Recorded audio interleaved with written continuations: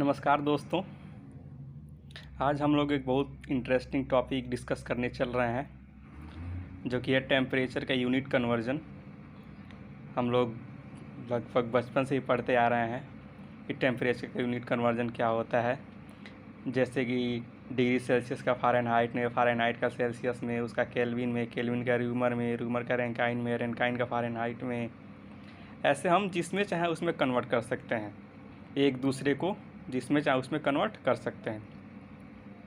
Generally बचपन में या फिर 9th 10th 11th 12th में रटना ही पड़ता था, लेकिन आज मैं आपको विश्वास दिलाता हूँ, प्रॉमिस करता हूँ कि वीडियो ख़त्म होते होते रटने की बात तो छोड़िए, अब दूसरे को पढ़ाना शुरू कर देंगे। बहुत ही इंटरेस्टिंग है, बहुत ही मज़ा आने वाला है। तो ठीक है, स्टार्ट करते हैं।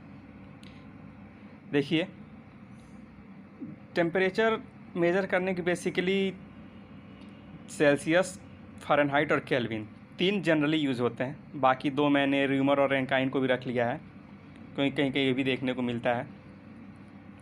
तो इसको पढ़ने से पहले हम लोग पहले ये देखते हैं कि किस पैमाने पे उसका फ्रीजिंग पॉइंट, उसका बॉइलिंग पॉइंट, मतलब वाटर के रेफरेंस में एट STP वाटर का फ्रीजिंग पॉइंट और बॉइलिंग पॉइंट किसने क्या क्या लिया है, क्योंकि उसी से तो हमें पता चलेगा ना कि उसने बॉइलिंग पॉइंट क्या लिया है, फ्रीजिंग पॉइंट क्या लिया है। एक रेफरेंस लेके करेंगे। तीनों ने वाटर को लिया है, उसी को लेके देखते हैं। जैसे कि डिग्री सेल्सियस को, ये तो सबको पता है, 0 डिग्री सेंटीग्रेड फ्रीजिंग पॉइंट होता है, 100 डिग्री सेंटीग्रेड बॉइलिंग पॉइंट होता है वाटर का। वैसे फ़ारेनहाइट का 32 degree Fahrenheit, 212 degree Fahrenheit. Kelvin का 273 केल्विन, 373 केल्विन, ये freezing point boiling point respectively हैं। डिग्री र्यूमर का 0 degree rumour, 80 degree rumour boiling point. Rankine का 491 degree Rankine, 6771 degree Rankine boiling point. अब हम चलते हैं इसके रिलेशन को, जो हमने ऊपर लिखा हुआ है, C/5 equal to F-32/9 equal to K-273/5 equal to Reaumur equal to Rankine -491/671 491 equal to constant. ये रिलेशन आता कैसे है, इसको याद नहीं करना है, बिलीव मी, याद नहीं करना है।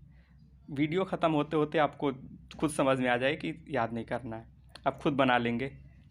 आप खुद अपना भी एक यूनिट इसमें बना लेंगे, जिसके अपने नाम से यूनिट बना सकते हैं, उसमें कन्वर्ट कर सकते हैं।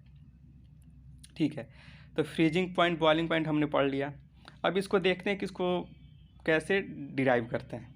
तो इसको डिराइव करने के लिए सबसे पहले जिस यूनिट में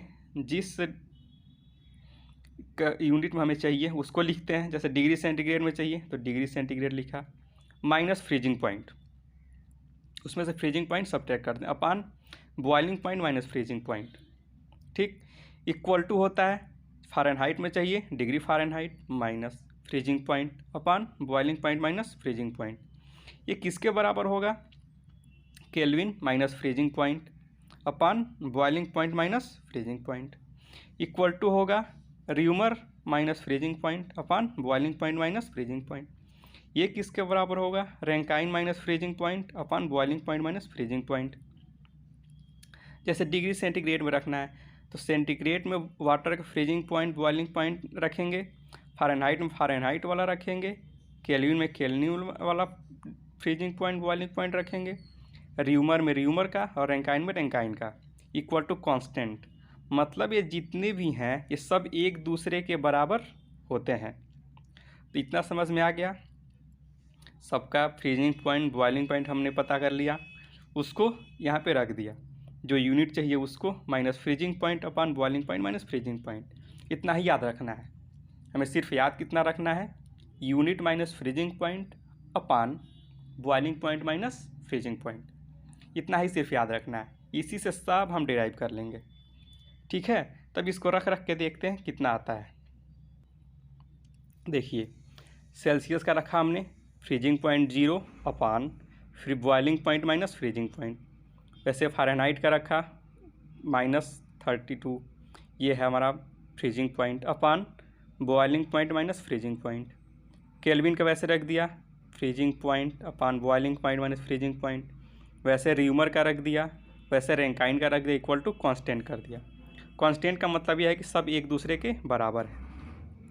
अब देखो C upon 100 equal to F minus 32 upon 180, subtract करेंगे तो इतना ही आएगा, equal to K minus 273 upon 100 equal to Reaumur upon 80 equal to Rankine minus 491 upon 180, sorry ये छूट गया था, माइनस 491 अपान 180। ठीक है, रैंकाइन माइनस 491 अपान 180। अब यहाँ से देखते हैं, 0 से 0 कैंसिल, सब 0 कैंसिल हो जा रहे हैं। 2 से कैंसिल करेंगे 5, 9, 5, 4 और 9 बचेंगे।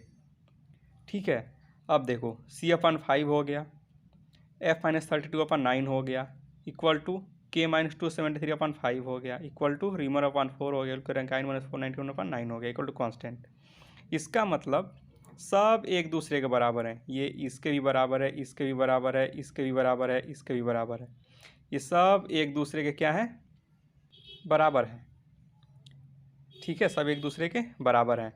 जैसे कि आपको बोला सेंटीग्रेड को केल्विन में चेंज करिए, चेंज कर देंगे इक्वल टू करके।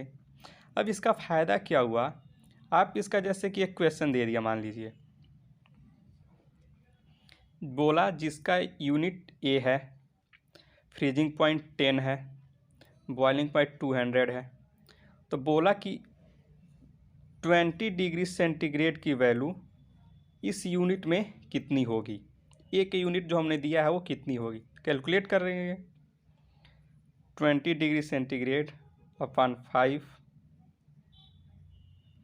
इक्वल टू ए में हमें कैलकुलेट करना है -10 अपान 200 -10 करेंगे 190 हो जाएगा, 5 4 जा 20, 190 4 जा 400, 4 9 जा 36, 3 4 1 जा 4 3 7 प्लस 10 हो जाएगा इक्वल टू A। तो कितना हो जाएगा A की वैल्यू 770 A।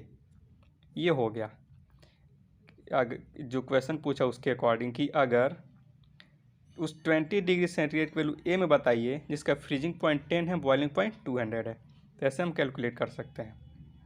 आप अपनी यूनिट भी बना सकते हैं, कोई दिक्कत नहीं है। इसका मतलब ये हुआ कि अब आपको रटने की ज़रूरत नहीं पड़ेगी, आप किसी को भी किसी में कन्वर्ट कर सकते हैं। तो उम्मीद है आपको अच्छे से समझ में आया होगा। फिर भी अगर आपको कोई डाउट रह गया है तो आप कमेंट सेक्शन में पूछ सकते हैं, या कोई सजेशन हो तो कमेंट सेक्शन में दे सकते हैं। Thank you very much, thank you.